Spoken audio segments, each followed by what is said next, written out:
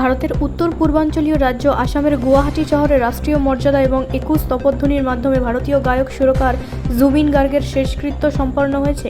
19শে September সিঙ্গাপুরে ডুবে মারা যাওয়া 52 বছর বয়সী এই গায়কের মৃত্যুতে শোক প্রকাশ করতে লক্ষ লক্ষ মানুষ জড়ো হয়েছিল, যেখানে তিনি একটি লাইভ কনসার্টে পারফর্ম করতে গিয়েছিলেন। আসামের মুখ্যমন্ত্রী হিমন্ত বিশ্ব শর্মা জানিয়েছেন, তার মৃত্যুর সাথে কোনো ধরনের অপরাধ জড়িত কিনা তা নিশ্চিত করার জন্য তার দেহের দ্বিতীয় ময়নাতদন্তের পর তার শেষকৃত্য সম্পন্ন করা হয়।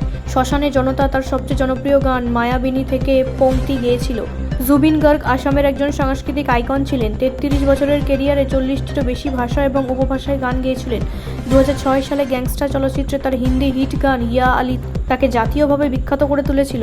তার মৃত্যুর পর আসামে 3 দিনের শোক ঘোষণা করা হয়েছে। বিশিষ্ট রাজনীতিবিদ এবং সঙ্গীতজ্ঞরা এই অঞ্চলের ভক্তদের সাথে যোগ দিয়েছেন, যারা এই গায়কের প্রতি শেষ শ্রদ্ধা জানাতে গুয়াহাটিতে এসেছিলেন। প্রধানমন্ত্রী নরেন্দ্র মোদী এর আগে জুবিন গার্গকে শোক জানিয়ে বলেছিলেন যে সঙ্গীতের ক্ষেত্রে তার সমৃদ্ধ অবদানের জন্য তিনি স্মরণীয় হয়ে থাকবেন। ব্যুরো রিপোর্ট, রাষ্ট্রীয় প্রসার বাংলা।